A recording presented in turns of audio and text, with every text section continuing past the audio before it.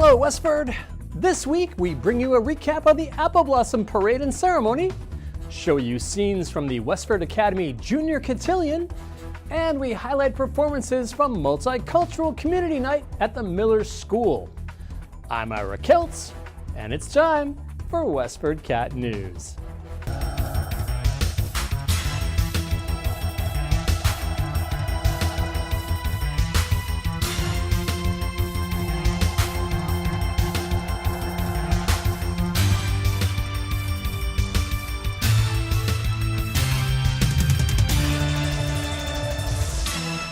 A damp, cold Saturday on May 13th didn't keep the hundreds, or maybe thousands, of residents away from the town's traditional Apple Blossom Parade. Newborn babies, great-grandparents, and everyone in between all came out to admire the Westford Academy Marching Band, the J.V. Fletcher Library's Lego Float, the Fire and Police Color Guards, the candidates for Apple Blossom Queen, and many more community organizations. The fundraising event, sponsored by the Westford Kiwanis, covers international charitable efforts and annual local scholarships, among other things. The Apple Blossom ceremony took place on May 13th as well.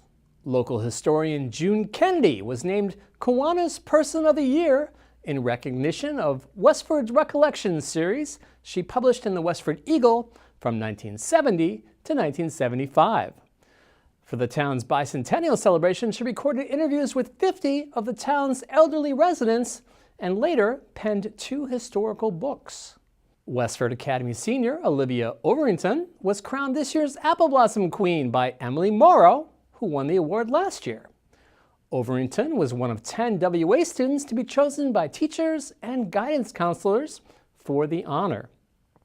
Kiwanis member Debbie Sirianni said Olivia won largely because she helped found a nonprofit company called Peace Love Cupcakes, which has raised over $28,000 over the past 4 years. The money will fund the construction of 2 community wells in the West African country of Senegal. And last but not least, WestfordCAT walked away with the coveted Roden Bowl Best Apple Blossom Parade Float. Our entry consisted of the WestfordCAT van, outfitted with giant cat ears and whiskers, plus a trailer with a complete mobile studio, including 2 cameras and a large screen TV that showcased parade goers waving at the candy tossers. Check out WestfordCAT.org soon for a recap of all the Apple Blossom festivities.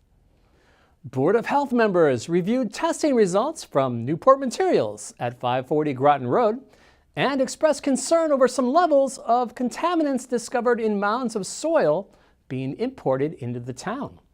Apparently, Newport has contractual agreements to accept soil from construction companies in the region.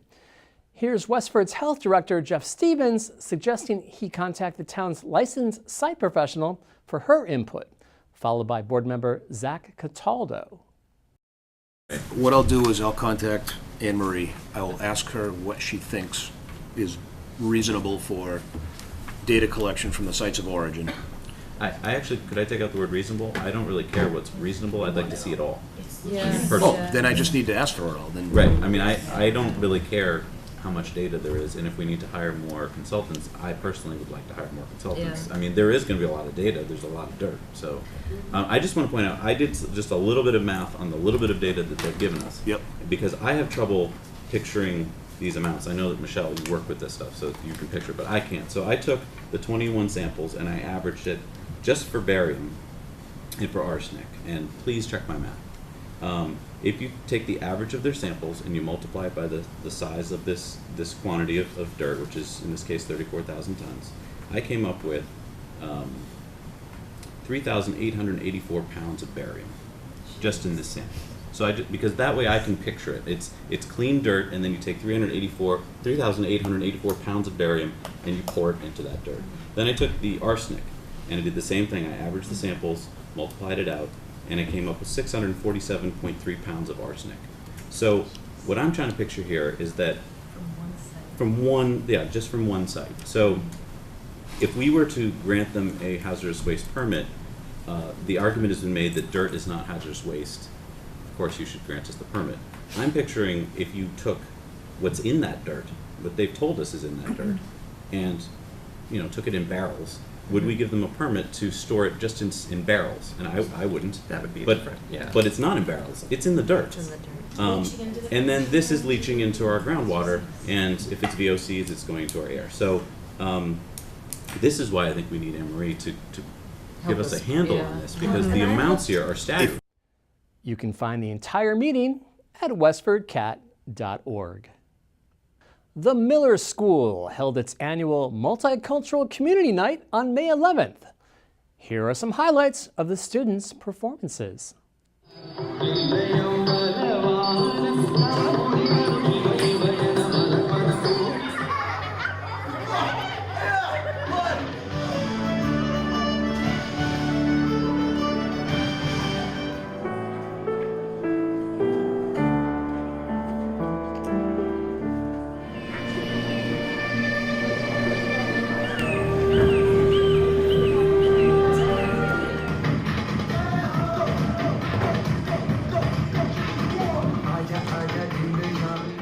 The video footage was recorded by WestfordCAT volunteer Dongsheng Wang.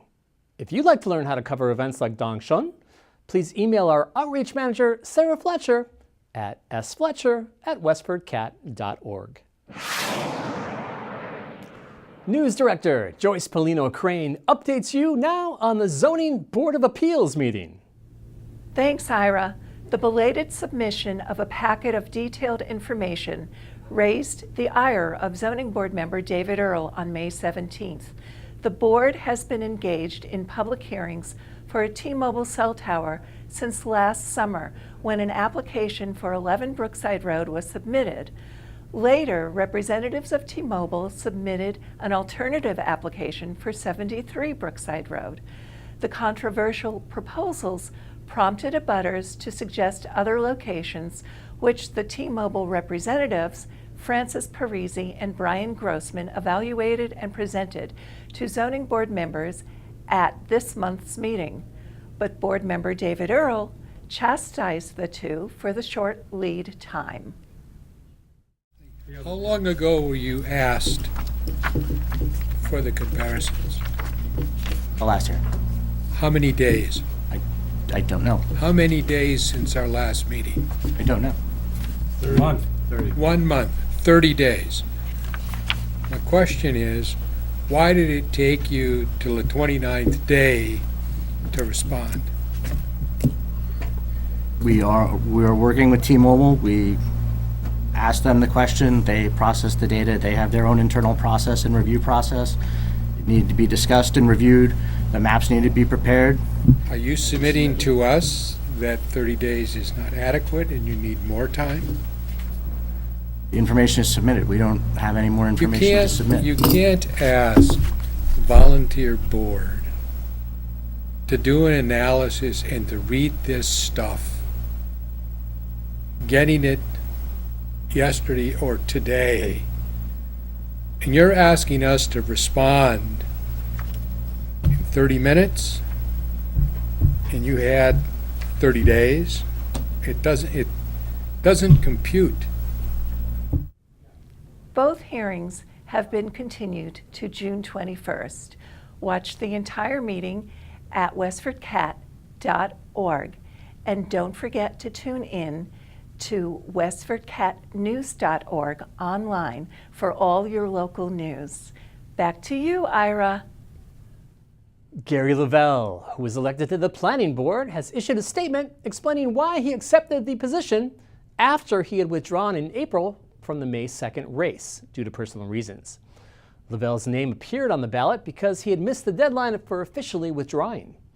When the votes were counted, Lavelle received 104 more votes than candidate Tom Spooler. According to town clerk Kari Maitari, the highest vote getter wins the seat. And here, in part, is what Lavelle had to say. Quote, "Resigning from the race was a decision based on transitions happening in my professional career. Since making a statement, resolutions in my professional career occurred, allowing me to shift my focus from my career to the important responsibility that comes with being on the planning board." End quote. Despite the cold, damp weather, Westford Academy juniors held their Cotillion on May 13th at Kimball Farm. Many of the girls wore sleeveless formal gowns that exposed them to the cold, but not to worry because their dates lent them their suit jackets for warmth. But by the time the dancing began, the night had heated up and the jackets were off. And here's news from Town Hall. Hi, I'm Jody Ross, Town Manager, and I'm here to give you an update. So, first of all, I want to congratulate all of our newly elected town officials, and in particular Tom Clay and Elizabeth Almeida, who became selectmen, and our new town moderator, Susan Spooler. I also would like to thank Kelly Ross for his 15 years of service to our town and 9 years on the Board of Selectmen. Our new fire station that we are out to bid with for the construction on Boston Road, we just received the bids and they are within budget. They're being evaluated by the Permanent Town Building Committee, and they will be brought to the selectmen at their next meeting for an award of that contract. In the meantime, we are also going out with a feasibility study to replace our center building where the old fire station is currently located. And we'll be working with some architects on doing a feasibility of what we'd like to do to replace that building. Our combined dispatch is underway, being constructed in the police training room, and that will be opening up hopefully in a couple of months, and that will be saving the town money and improving efficiency on when you call 911 and we respond. Our strategic planning retreat that we hold annually at Kimball Farm is going to be on June 15th. It's from 5:30 to 8:30, and this year we will be talking about our Healthy Community Committee and the initiatives, including pedestrian safety initiatives such as new sidewalks, bike trails, things of that nature. And we also will be talking about trash, which is unsightly and along our roads, and how we're going to help get our trash picked up and manage that. And also marijuana. And as you know, the recreational use was legalized last year at the state election, and we are going to be talking about how Westford is going to manage that legalization. So join us. If you have any questions, always feel free to email me or call the town manager's office at 692-5501. And that's it for this week. Thank you. Joe Seppi tells us what to expect over the next several days in this week's weather.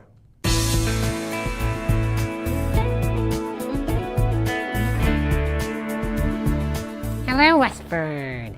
This is Joe Seppi with the weather forecast for this weekend, week of May 22nd. We're looking at more seasonable temperatures next week after this week's record warm. Clouds and occasional showers also move back into the area. We'll see highs in the 60s on most days. Here's what's coming up.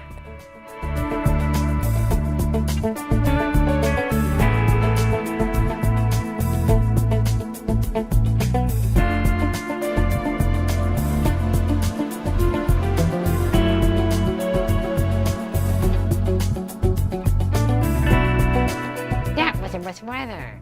Have a great week, everyone. Here's Rekha Sharma with this week's health tip. Hi everyone, I'm Rekha Sharma back with a new health tip for WestfordCAT News. Ayurveda is a 5,000 years old traditional system of healing from India, helping you heal naturally. Today I'm going to talk about elephant yam or suran. It is rich in minerals and nutrients, and it is a good source of omega-3 fatty acids in yam, which help to increase the good cholesterol. It is a natural liver and gallbladder detoxifier. It relieves constipation and abdominal cramping. It is helpful in fatty liver and reduces obesity. Suran can be eaten either after sauteing, frying, or roasted with salt to taste. Pregnant women should avoid suran.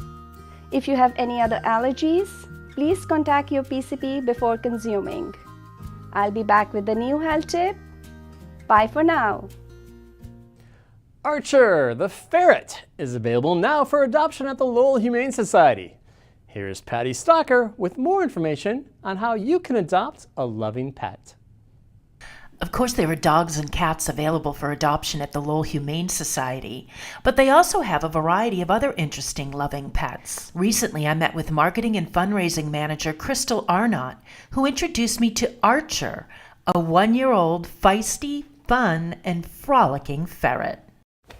So this is Archer. Archer is a 1-year-old ferret. He's a neutered male, and he came to the shelter because his owner had adopted several ferrets from a pet store as they got older, because she just felt bad that they were growing up in the pet store, and then realized that she was very overwhelmed with so many ferrets. So she brought in 4 ferrets to us. 2 have since found homes, and we have Archer and another ferret still looking for a home. As you can see, they're very playful, very curious. They love to get into trouble, and they can squeeze into the tiniest little spots. So you always want to make sure if you get a ferret that your house is ferret proofed, and not going to allow them to get loose. Archer is pretty unique ferret in terms of his markings, with that white spot right on his head and his little white toes. Typically you'll see a very dark mask on their face, and he has just a very light mask. Ferrets can be great pets that can get along with all sorts of other animals. Archer in particular is quite feisty when he plays, so whatever type of animal he plays with or hangs out with definitely will need to be able to keep up with him, and give his play style right back to him. He can be a little bit feisty and fresh.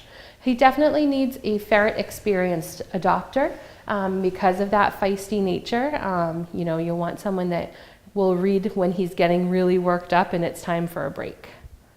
But ferrets are pretty cool. They can actually be litter box trained, and a lot of people have free roaming ferrets in their house. It does take quite a bit of ferret proofing to do that, because they can squeeze into the tiniest spaces and get into your walls. So it's very important to ferret proof or monitor when they're out of their cage. This is a ferret being very playful and silly. To learn more about Archer or any of the other pets available now for adoption, or to find out how to donate, volunteer, foster a pet, or fill their wish list, go to lowellhumanesociety.org or visit them at 951 Broadway Street in Lowell. Call 978-452-7781. For WestfordCAT, I'm Patty Stalker. Finally, here's WestfordCAT Marketing Outreach Manager Sarah Fletcher with this week's Events Around Town. Thanks, Ira. Westford's Memorial Day services will be celebrated on Sunday, May 28th in locations throughout the town.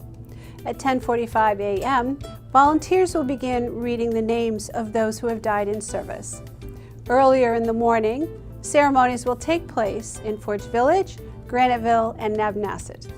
Please check the town's website for details at westfordmass.gov/veterans.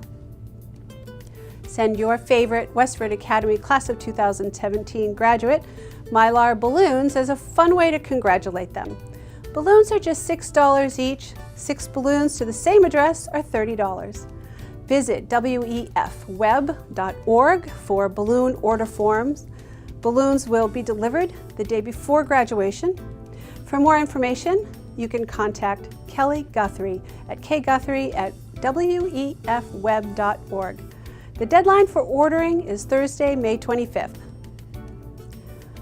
Camp physicals will be offered through the Town Health Department at Pediatrics West on May 23rd from 5 to 6 p.m. These physicals are specifically for summer camps and do not meet physical requirements for school sports. Appointments are necessary. Please call 692-5509 to schedule. The fee is $5. Pediatrics West is located at 133 Littleton Road in Westford. I'm Sarah Fletcher, the Marketing Outreach Manager for WestfordCAT. Back to you, Ira. And that's it for this week, Westford. We leave you with scenes from the Apple Blossom Carnival at the Abbott School.